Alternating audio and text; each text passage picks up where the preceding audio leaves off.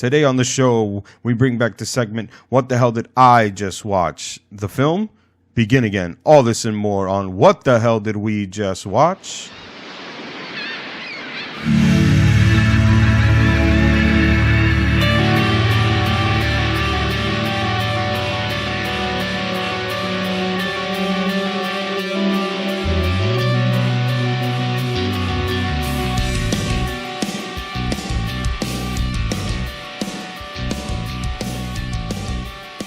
Welcome to yet another episode of What the Hell Did We Just Watch? I'm your host, Lumotional Lou. How's everyone doing this week so far? I hope everybody's having a great time. So sit back, relax. We're spreading movie awareness this week, and the film, Begin Again. He lost his job. I'm taking my client list. She lost her boyfriend. Who is she? Nice beard, you loser. Oh, let's record an album, and the city is our studio. That's what I love about music. It's where the magic happens. Begin Again. What can I say? This film is pretty fucking brilliant. It's pretty amazing. It's speechless. I'm a big sucker for films that love using music to tell a story. That's all I gotta say. And the film is just a very typical story about second chances. That's for sure. Now, it's about this down on his luck music producer who had a very successful company, still is very successful, but I guess he didn't like the way it changed or the changes of how the company went, because they started out as an independent company and somewhere along the lines they became something else, which is a mainstream company. Is that bad? You know what I mean? So, but for him it was. And his job was pretty much searching for new talent. That was what his thing was. He is a fantastic character. This character's name is Dan. And he is just someone that just loves listening to music. He loves the art of listening to music and is always willing to look for that one independent singer that's very soulful and rich and it's got something to say, basically. And that's his forte. That's basically the way that he likes to do things. Why? Because the company that he started, which is a record company, music label company with his friend Saul, they opened up a independent music label, and it became very successful. It became well known, and they became, later is what happens to all companies when they start out, they change it to something and became a mainstream music label. And somewhere along the lines, it just went south for him. I don't like doing spoilers on this, but I want you to see the film, because the film, I believe, it's very, very good. I try to make sure that when it comes to things that I want to watch that I have never seen, it's something that I generally am interested in. Now, the reason why I'm interested into watching this film was because it was directed by the director John Carney. Now, if you heard my previous episode, which was specifically Sing Street, you will have heard his name already there. It was the writer-director that I came across for the first time with the film Sing Street, that I said to myself, I've got to see the rest of his other films. And here it is. This is the film Begin Again, where he written and directed this film before Sing Street. This is the film he made before Sing Street. Now, I am in love with this film because why?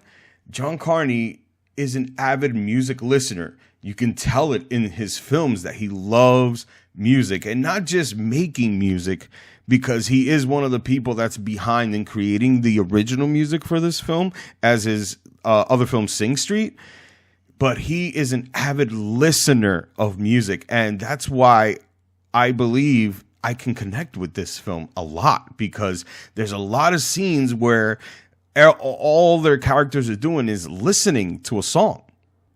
I just feel like that it speaks to me in that way. I understand the language. I can't write a song to save my life. That really sucks. But I can listen to music. I understand the art of listening to music. Yes, there is an art form of listening to something, and it helps because if you have an art form to listen, then you know how you can drown out the bullshit. That's just plain and simple. You can drown out the bullshit. Now, for those who don't know me, I am, as much as a avid film watcher I am also an avid music listener. Music is very, very important to me in my life, as is films are very important to me in my life.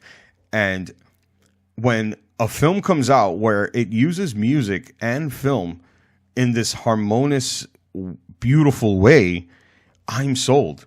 I'm just completely sold.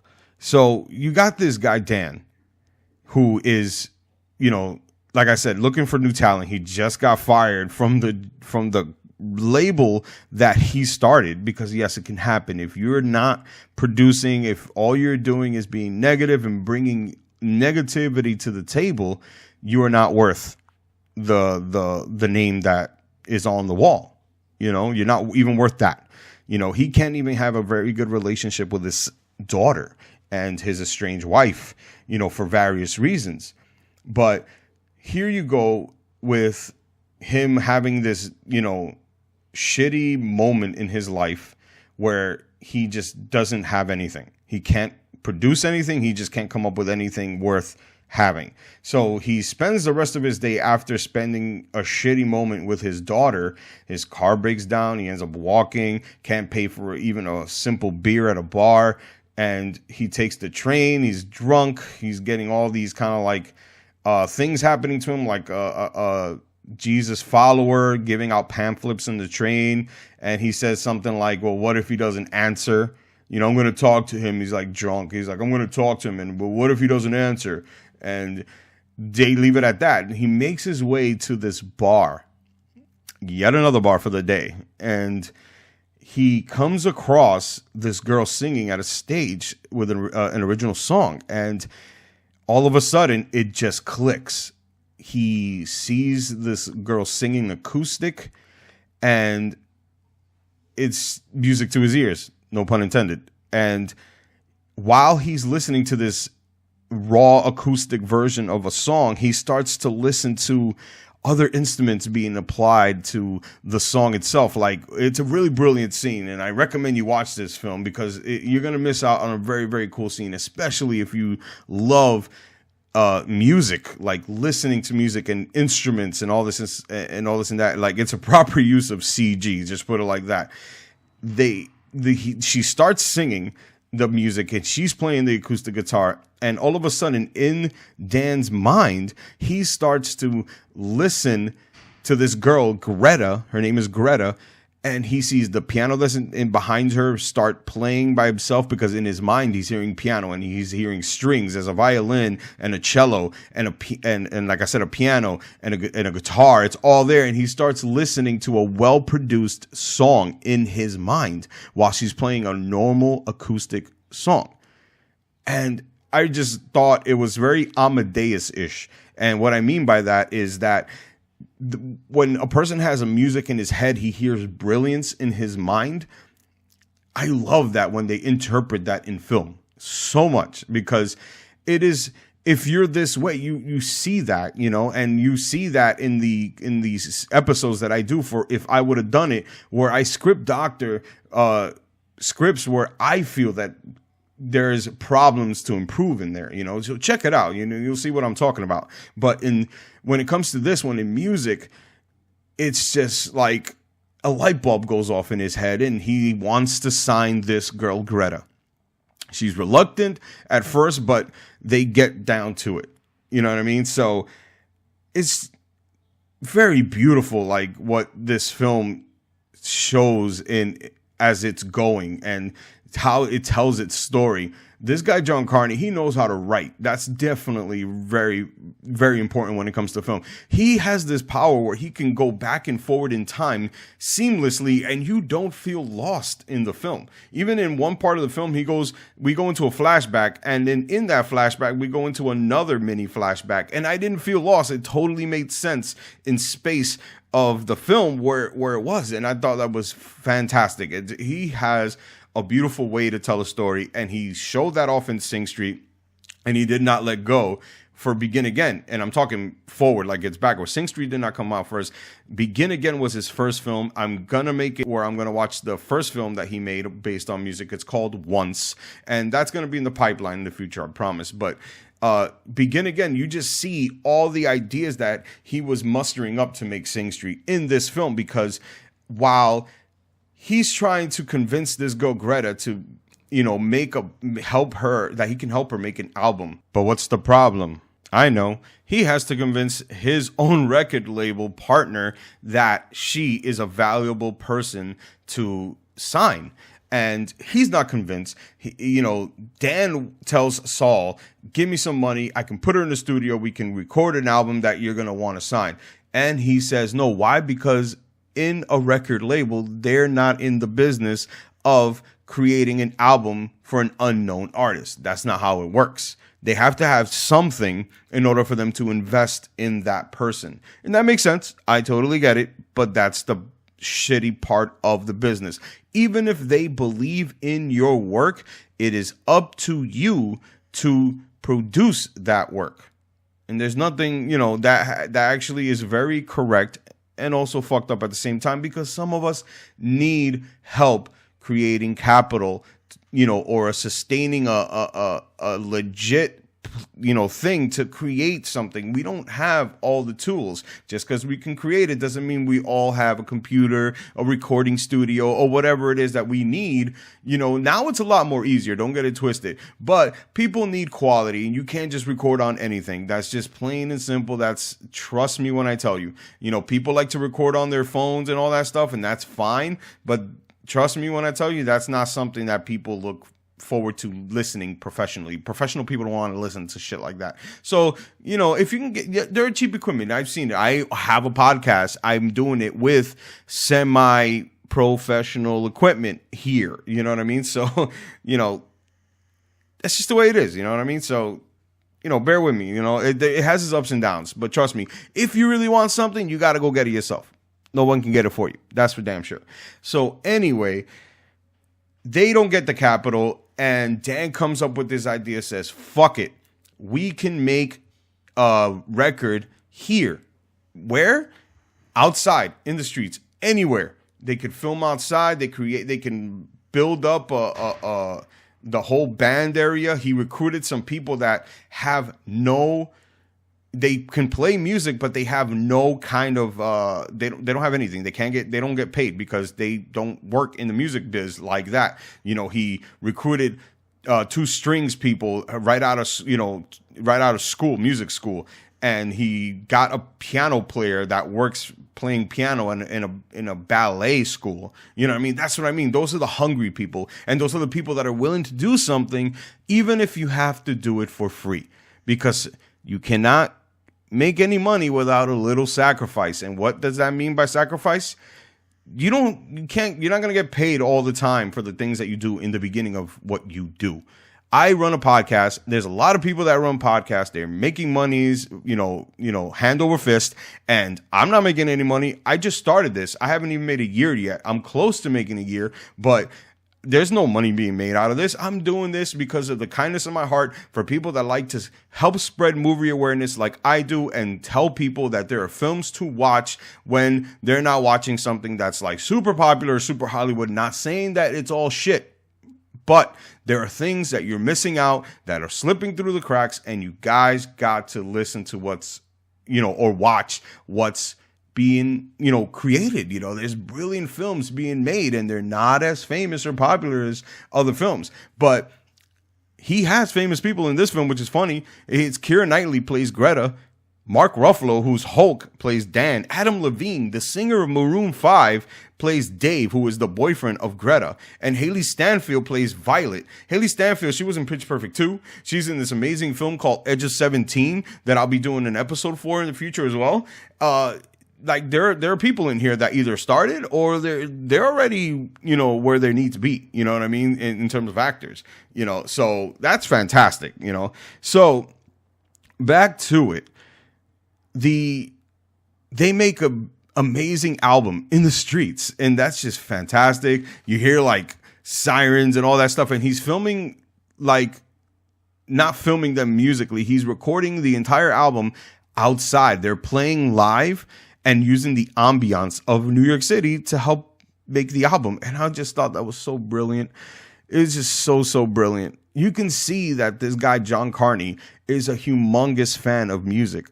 And he is a humongous fan of basically rebels without a crew, you know, and he has re-inspired me that, you know, to just keep creating, you know, be a rebel without a crew and keep creating things that you want to create, because at the end of the day, it's your baby. It's your stuff. It's, you know, who's stopping you? Who's, you know, just create what you're doing and just don't stop. As long, like I said before, as long as that there is a proper structure to what you want to do, go ahead and do it, because that's the part that makes your shit that's going to be, you know, cut above the rest. You can't be all over the place. Create something, but before you actually step in front of a microphone, in front of a camera, whatever it is that you want to step in front of, have a proper organization of your shit, and you will be happy with the things that you produce. I promise you, as long as you have that, a structure, a beeline, a kind of like, you know, method to your madness, you will get what you want out of the work that you do. I promise. I swear to God, it will work. Now, they make this album, they create it, and it's pure brilliance. It's pure bliss. The original music is great. I immediately bought the soundtrack again, just like I did Sing Street, because it's so good. The original music in this film is so good. And also, if you're a Maroon 5 fan, you can get original music by Adam Levine in this film. And I also know that John Carney now is a Maroon 5 fan, because the original song, the one original brand new song that's in Sing Street that feels a little out of place, I will tell you that, because it ain't an 80s song and the movie takes place in the 80s, but Adam Levine sings that song.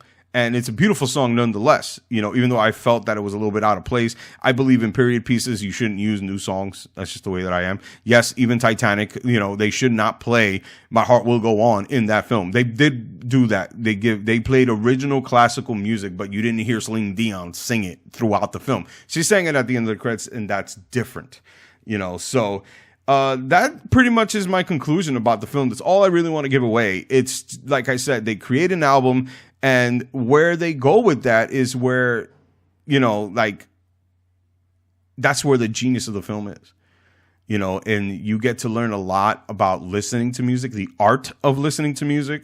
You get to learn things that I believe in, like some of the, like, life lessons of listening to music. I believe that the things you like are your personality. People don't like to think that, but they are. I think it's important what's in your iPod or phone or whatever CD player, or, you know, those things matter to me. They do. It tells you a story. It tells you your story, you know. So be mindful about what you have in your iPod, or not be mindful about what's in your iPod, because it makes you colorful and people like to know about that stuff. I'm the type of person that likes to know about those things. So, hey, man, I'm telling you, it works. I think that's all about I got for Begin Again, but I did want to segue into a little conversation that I have about this film, but what I learned about this film. And basically, it's a little bit of a bout. It's one side, the actual creative side of music versus the business side of music. How much do you give and how much do you get?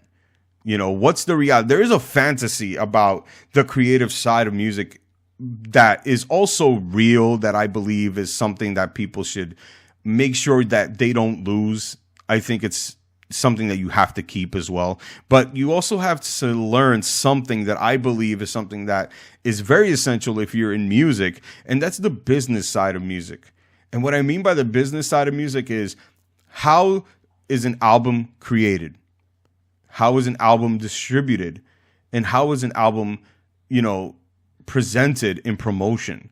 Those things are important. I believe those things are very, very important. But the actual creative side of your music is where, believe it or not, someone will say this has potential. It starts with the creative side. It will always start with the creative side of music.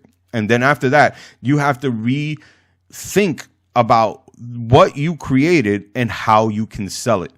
There are these people, and God bless them, that have this kind of like, it will find its audience this and it will find its audience that.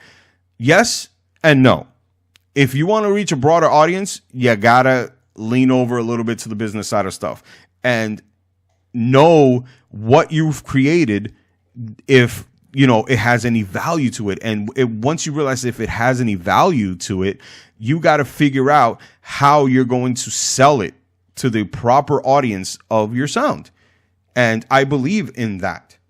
I believe that we need to learn, as the creative side of our music, our podcasting, our filmmaking, you need to know the business side of your medium, man, because it's the only way that you will survive, and you can make a business out of it. You can make a life out of it where you can leave your coffee shop world of serving coffee or serving whatever and be you full time. And there's nothing more amazing than you wanting to be yourself full time, right? Am I wrong? Where you don't have to get your stupid job in the way and dedicate your life love to your job. That is your job. If you do what you love, then you're going to love what you do. That's just plain and simple. Thank you, Billy Joel, that you taught me that.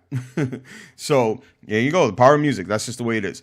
That's the way it works. Now, back to the actual creative side of music versus the business side of music. Now, in this film, we see the little battle between the two, because one person, which is Dan, he is the business side of music, and you got Greta, who is the actual creative side of music. You have Dave, who is her boyfriend, who is the ex-boyfriend, whatever, who is actually both. He has merged his business side with his creative side, and it could be judgmental about how it is. There's a conversation about, there's a song that was sung that she heard, and she saw, I think the music you made drowns out the words of what the song is about. And there's this all kind of science to it, believe it or not. Yes, these things exist. You can hear those kinds of things when you know how a song should be sung or sang, whatever you want to call it,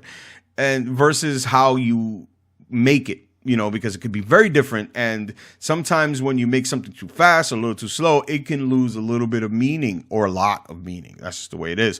So here you got the creative side, Greta, and you got the business side, Dan, and they clash. They have these little mini arguments. But one thing that they can relate to that takes all that shit away is listening to music. That right there is the great communicator in this entire film, and allows two lost souls to find themselves again and begin again. That's the way that the show's the title of the film kind of like clicks to what's going on. And what's cool is that you don't really see that, and I spoil that little moment for you, but you don't really see that till the end. That's just the way it is. I'm not telling you what's going on though, but I want you to see this film. It's so amazing and uplifting and inspiring, and it makes you, if you're this kind of person, if you're like me and you need a little bit of inspiration in the things that you do in life, this film is for you. This film can do that for you. Okay? So I think that I've talked way too much about the film Begin Again, but I do want to do one thing for this film. You know what I mean? And that is bring back trivia time. Trivia time. Trivia time. So I am going to just tell you some things that I found out about this film. Like, Keira Knightley had to learn how to play the guitar for this film because John Carney likes to have, authenticity in his films when it comes to music playing and all this and that. Believe it or not, also which is funny, a lot of the dialogue in this film is improvised, which is pretty hilarious. We told you that Adam Levine plays the boyfriend of Greta, and the apartment that you're going to see them move into that was given to them by, the record label or whoever it was that gave it to them while they were there is actually Adam Levine's real house. So that's pretty fucking cool. Whatchamacallit? Dave, his last name, is Mulligan. Mulligan, believe it or not, and I love these kind of things in film. You don't know this until you pay attention. You know the meanings of things. Nothing is by accident. So Dan, actually not Dave, Dan, his last name is Mulligan. Dan Mulligan. If you are a golf fan, and I am not, but I do know what the word mulligan means. In golf, it means that it's a free shot or you get a second chance as a golfer to have one last swing. So there you go. That's just basically the gist of the film. And that's pretty fucking cool.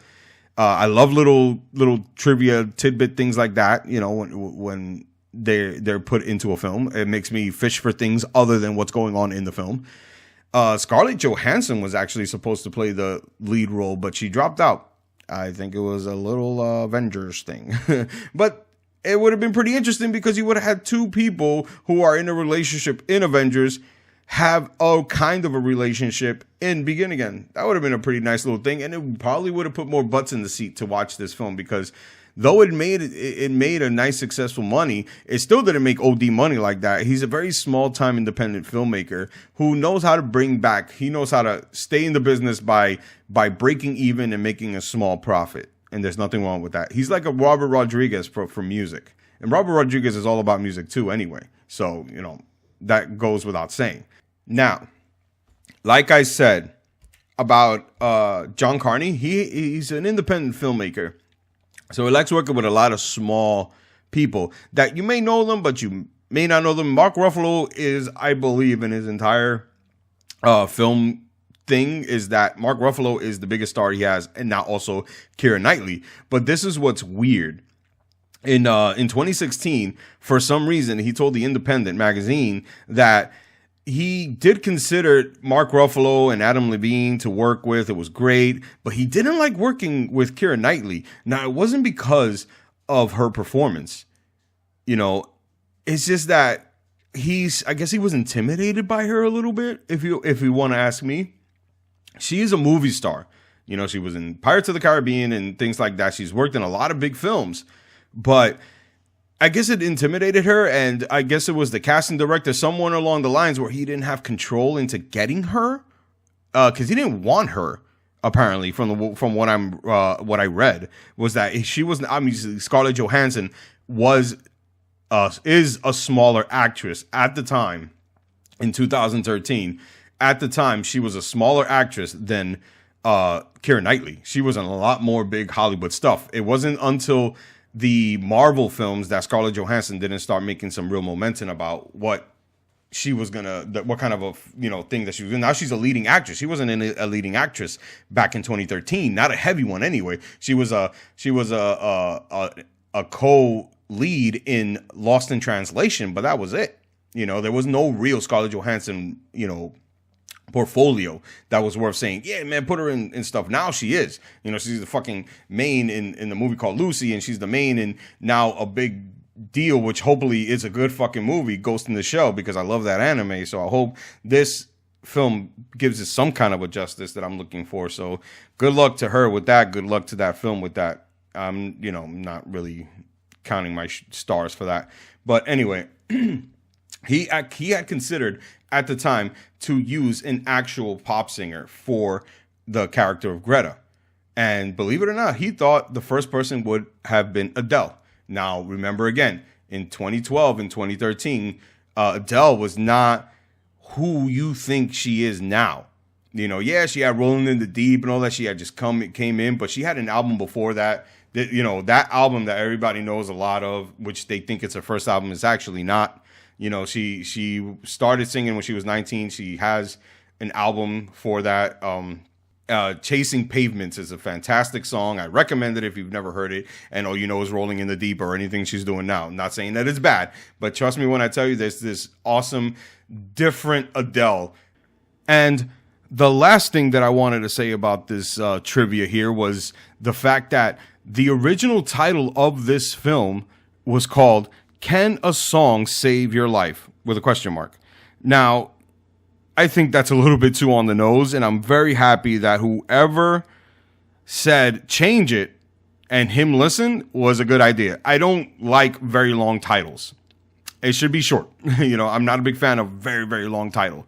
Yes, you know, you got certain things like Batman vs. Superman, but it's not long. You know, people call it BVS anyway. You know, there are things out there that got long titles that there are like, you can shorten that. You can't shorten Can a Song Save Your Life? You know, like, how do you even say that in a quick way? Like, yo, did you see Can a Song Save Your Life? You know what I mean? Like, it's just plain stupid. But that is all the trivia time that I got. And I think that I've talked way too much about the movie Begin Again. And so it's time for the formalities. So you can follow me on Facebook.com/WhatTheHellPcast. You can follow me on Twitter.com/TheHellPcast. You can follow me on Instagram.com/WhatTheHellPcast. You can go on SoundCloud, YouTube, Podbean, Podbay. You can go to Podcast One. You can listen to me there just in the search engine. What the hell did we just watch? Comment, like, share. Let me know if there's anything that you want to talk about when it comes to all these films. If there's something that you want me to show, talk about on the film, whether if it's a real talk rant or I have never seen it and you want me to put it on, you know, maybe if I didn't see it, I would just put it on this segment. What the hell did I just watch? And you can just let me know on the bottom anywhere if you want. So that wraps up another show on What the Hell Did We Just Watch for the segment What the Hell Did I Just Watch? So this has been Lou Motional Lou, the film Begin Again, and I just got one thing to say. It's been Lou Motional.